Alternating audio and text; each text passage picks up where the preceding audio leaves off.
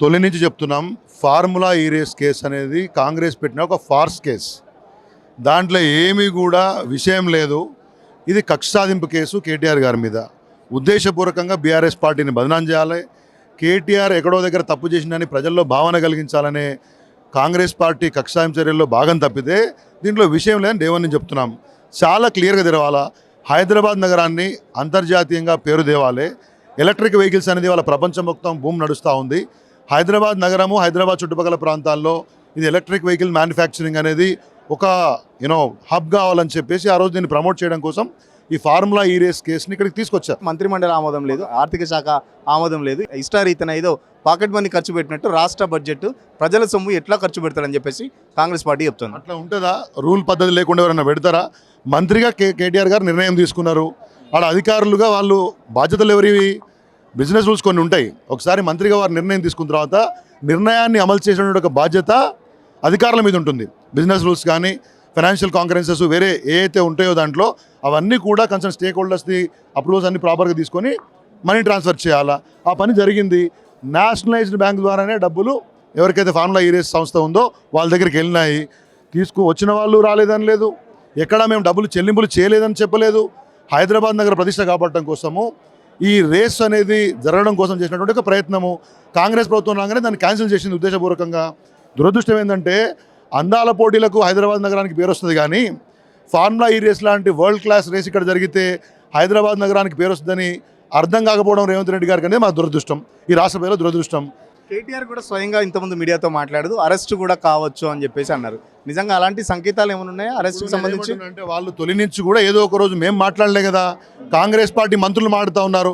ఇవాళ అరెస్ట్ అవుతారు, రేపు అరెస్ట్ అవుతారు, చెర్లపల్లి జైల్లో రూమ్ పెట్టాము, వాళ్ళు ఫ్యాన్సీ మాటలన్నీ మాడుతున్నారు. ఇన్వెస్టిగేటింగ్ ఏజెన్సీ వాళ్ళే, పోలీస్ శాఖ వాళ్ళే, ఏసీబీ వాళ్ళే, గాంధీ భవన్లో ఇన్వెస్టిగేషన్ ఏజెన్సీ లాగా మాడుతూ ఉన్నారు. కాబట్టి వాళ్లకు ఆయన అరెస్ట్ చేయాలనో ఇబ్బంది పెట్టాలనే క్రేజ్ ఉంటే ఉండనియండి. తెలంగాణ ప్రజలు తేలుస్తారు, బుద్ధి చెప్తారు. వాస్తవాలు మేము ముందు చెప్తున్నాం కదా, ఇవాళ ఎక్కడ కూడా డబ్బులు ట్రాన్స్ఫర్ కాలేదని చెప్తలేం కదా. ఒకవైపు ఈడీ, ఒకవైపు ఏసీబీ రెండు దాడి చేయడం ఎట్లా చూస్తున్నారు? కావాలని చేస్తున్నారు మీరు అంటున్నారు, బట్ ఈడీ కూడా ఎంటర్ అయింది కదా, దానికి సంబంధించి ఏం చెప్తారు? ఏదైనా ఒక కేసు వీళ్ళు ఏసీబీ వాళ్ళు బుక్ చేస్తే అది ఆటోమేటిక్గా ఈడీ వాళ్ళు దాంట్లో మనీ ఏమైనా ఇన్వాల్వ్ అయిందని అని అనుకుంటే ఆ కేసు సంబంధించి ఈడీ వస్తుంది, వాళ్ళు దర్యాప్తు చేస్తారు. కేసు బుక్ అయినంత మాత్రాన, దర్యాప్తు చేసినంత మాత్రాన ఏదో నేరం జరిగినట్టు కాంగ్రెస్ పార్టీ అనుకుంటే ఎట్లా?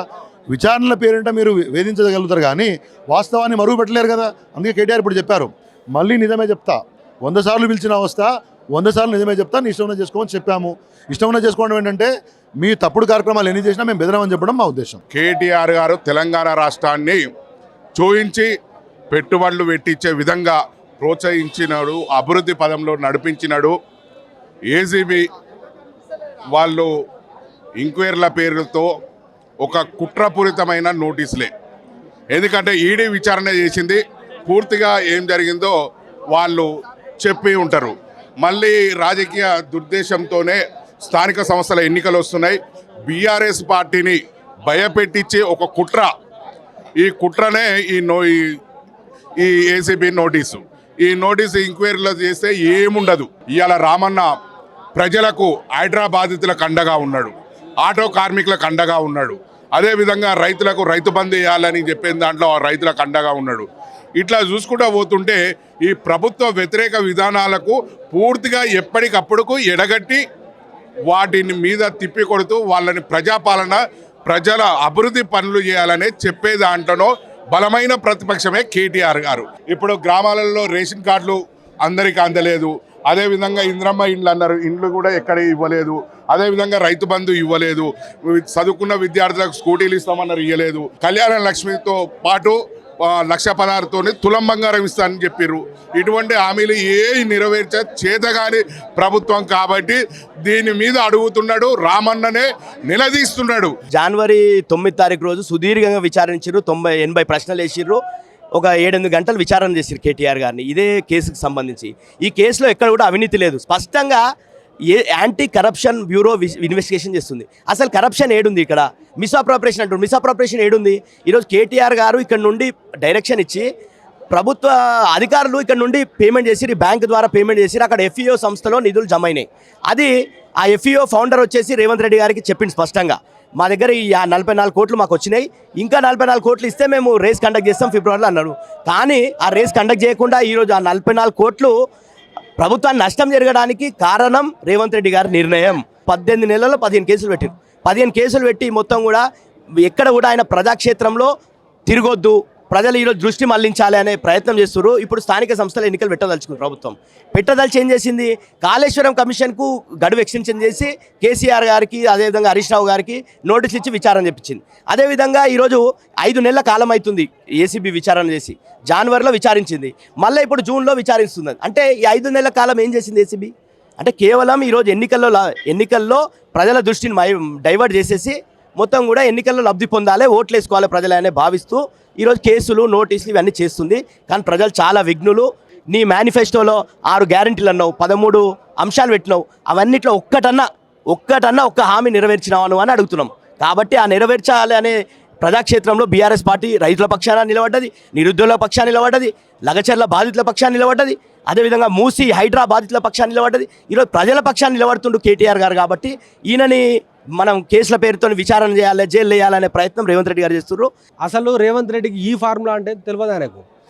ఈ ఫార్ములాలో అసలు ఏం జరిగిందనేది తెలియదు, ట్రాన్సాక్షన్ ఎడ్డించి వెళ్ళిపోయిందో తెలియదు. ఇప్పుడు కేటీఆర్ గారి ఇంట్లోకి వచ్చినాయి డబ్బులు, అదేవిధంగా కేసీఆర్ గారి ఇంట్లోకి వచ్చినాయి డబ్బులు, transfer account to account transfer జరిగినాయి. బీఆర్ఎస్ విద్యార్థి పక్షాన్ని మేము అడిగేది ఒకటే, మొన్న రేవంత్ రెడ్డి గారు జరిగినటువంటి అందాల పోటీలకు సంబంధించిన 200 నుంచి 300 కోట్ల ఖర్చు పెట్టండి. ఏ కేబినెట్ నిర్ణయం తీసుకున్నారు? స్వయం ప్రతిపత్తితోటి వాళ్ళు తీసుకున్న నిర్ణయంలో భాగంగా ఇలాంటి పరిణామాలు జరుగుతాయి.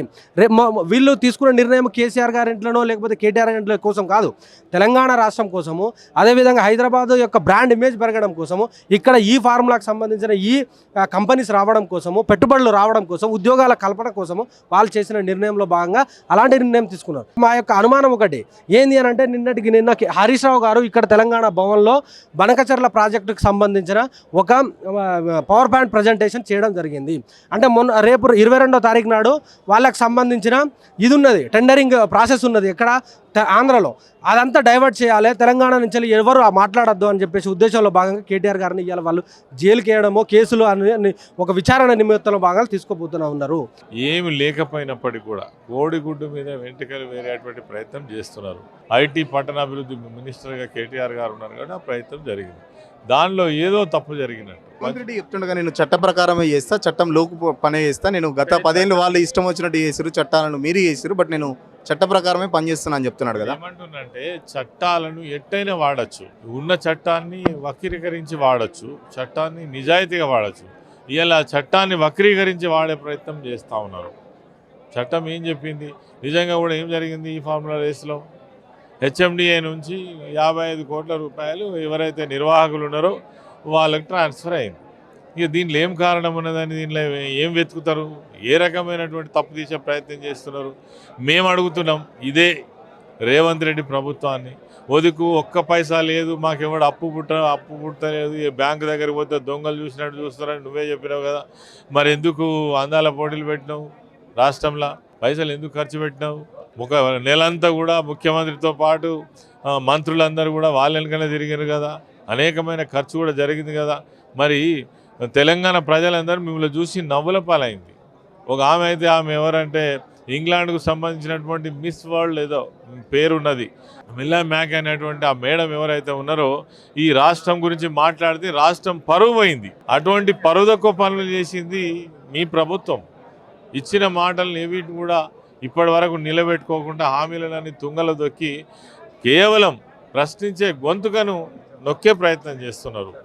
ఇలా కాళేశ్వరం ప్రాజెక్ట్ అంటే తెలంగాణలో ఉన్నటువంటి ప్రజలందరూ కూడా అయ్యో తెలంగాణ ప్రాంతానికి బ్రహ్మాండమైన ఒక ప్రాజెక్టు కట్టినటువంటి భావంతో ప్రజలుంటే దాన్ని తప్పుబట్టి ఇలా కేసీఆర్ గారిని కూడా ఇబ్బంది పెట్టే ప్రయత్నం చేస్తున్నారు.